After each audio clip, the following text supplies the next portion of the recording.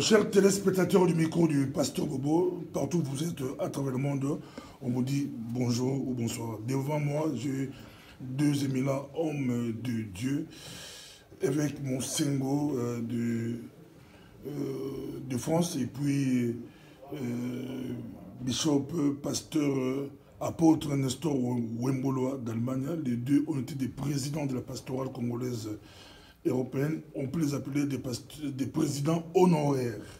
Avec eux, je vais essayer de parler avec eux. Je commence par évêque Sengo. Bonjour évêque. Oui, bonjour pasteur Bobo. Votre présence la prochaine? C'est pour répondre à la convocation de l'Assemblée générale de la pastorale congolaise européenne.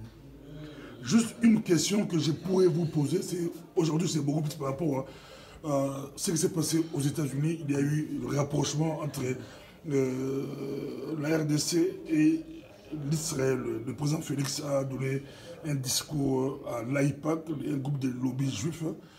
Et là, il promet la réouverture de l'ambassade d'Israël et puis une section économique à Jérusalem. Ça a créé une polémique. Mais vous, comme pasteur, vous prêchez Israël, le rapprochement Israël-Congo, c'est vous.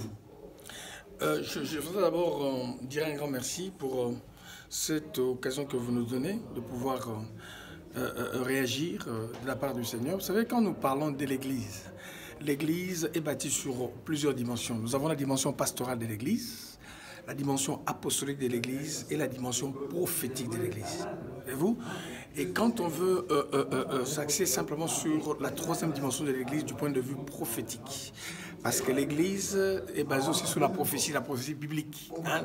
La Bible que nous lisons, c'est la parole de Dieu inspirée. En d'autres termes, on peut également définir cette parole comme étant une composante de la prophétie biblique. Quand on parle d'Israël, vous savez, Israël, c'est le choix de Dieu. Hein, je ne veux pas rentrer dans beaucoup de considérations bibliques quand on parle du fils de l'élection et de celui qui est venu selon la chair. Nous irons un peu plus loin. Mais quand nous parlons d'Israël, la Bible nous dit ceci: celui qui est ami d'Israël est ami de Dieu. Celui qui bénit Israël, je l'ai dit d'ailleurs, parmi les promesses que Dieu a faites à Abraham, est béni de Dieu. Le Congo, dans son fonctionnement depuis des années, nous le savons, vers les années 70-74 par là, notre ancien président, un de nos dirigeants, a eu le choix, si vous voulez, ou la possibilité de faire un choix entre Israël. Quand nous parlons de l'Israël, nous pensons à la Bible, nous pensons à Dieu, nous pensons à Jésus, nous pensons à la promesse.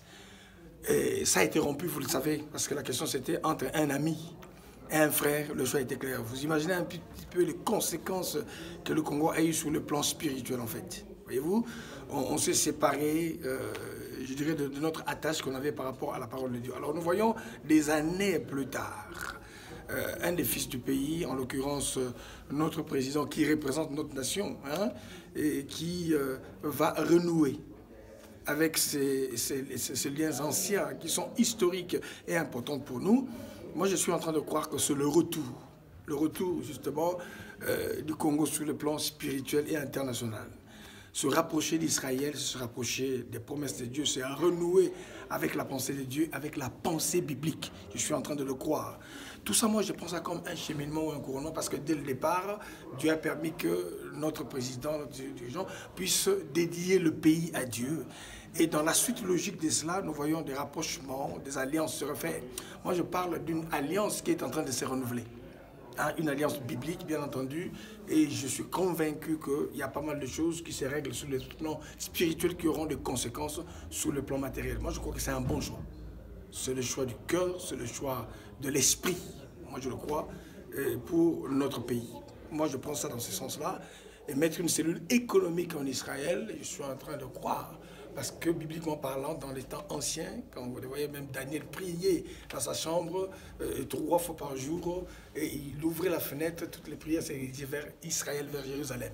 Je suis en train de croire que le Congo va vivre un tournant spirituel, un tournant économique, un tournant social, et simplement sur la base de ce rapprochement biblique tel que moi je le défends par rapport à la parole de Dieu. Je trouve que c'est une bonne chose.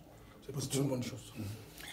Moi, je crois que le fait que le président Moussengo vient de tout parler, le président honoraire, nous croyons aux prophéties d'abord bibliques parce que Israël d'abord c'est la nation de Dieu et c'est par Israël que nous avons été greffés pour avoir la foi parce que Dieu parle de 2 promesses avec Abraham. Il dit que de lui sortira une nation, c'est Exode 12, et non c'est Genèse 12, et puis toutes les nations de la terre seront bénies.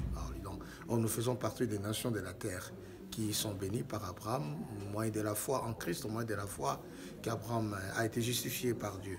Et c'est pourquoi nous voyons ces rapprochements, c'est-à-dire c'est le temps où Dieu est en train de ramener le Congo sur la scène d'abord politique et aussi sur le plan spirituel pour que nous puissions être à mesure de savoir répondre aux besoins de l'humanité. Parce que le Congo, nous avons été aussi choisis, nous sommes un pays qui a aussi une destinée prophétique et que Dieu ne pouvait nous mettre que nous reconnecter seulement avec Israël dans le sens de bénéficier aussi des promesses de Dieu pour nous permettre de bien servir encore. Parce que les Congolais, nous avons beaucoup servi en désordre, on a beaucoup travaillé en désordre, on est passé des temps difficiles et que Dieu nous remet maintenant sur l'ordre spirituel qui a été établi lui-même par Dieu. Et nous croyons qu'il y a des fruits dans cette alliance, dans ce renouement de réconciliation et aussi des pactes de travail ensemble. Et surtout que le Congo, nous avons besoin sur le plan prophétique de vivre vraiment des prophéties bibliques qui doivent s'accomplir. Parce que, et de deux aussi sur le plan économique, on a besoin de se relever. Sur le plan social aussi, et le Congo est tout par terre. Alors, on s'est reconnecté avec Israël. C'est moi de se relever. À pied levé, mais juste 2 petites questions rapidement, parce qu'il y a une conférence qui va commencer ici. Il y a l'Assemblée générale de la pastorale congolaise européenne. 2 petites questions. La première, c'est, certains disent que, certains analystes chrétiens disent que Israël, aujourd'hui, ce n'est plus l'Israël là-bas, c'est Israël, c'est spirituel, c'est l'Église. Ça, c'est la première question. Et du côté politique, il y a des analystes politiques qui pensent que le rapprochement avec Israël, cellule économique à Jérusalem, ça va heurter les Arabes. Le Congo pourra avoir des problèmes du point de vue politique. Or, vous pensez comme certains évangéliques américains qui pensent que celui qui bénit Israël est béni. Que répondez-vous à ces 2? Vous savez, la parole de Dieu, c'est un livre ancien, mais pour une génération nouvelle. La parole de Dieu s'actualise. Quand on parle d'Israël, moi j'aime toujours revenir à la source. Nous sommes bénis par Abraham. Et Abraham n'a pas changé. C'est le même Père Abraham de la parole de Dieu, d'ailleurs, dont nous sommes issus aujourd'hui. Alors, parler de l'ancien Israël, il n'y a pas un ancien Dieu pour une nouvelle génération. Jésus reste le même. Jésus est de la descendance d'Abraham. Nous ne voulons pas falsifier la parole de Dieu. La parole de Dieu, elle est la même. Quand nous parlons d'Israël, s'agissant d'Israël d'aujourd'hui, d'Israël d'hier, mais historiquement parlant et spirituellement parlant, nous sommes issus de la même racine. La Bible dit... Nous qui étions justement des oliviers sauvages, nous avons été greffés à l'olivier franc. Ça symbolise la personne.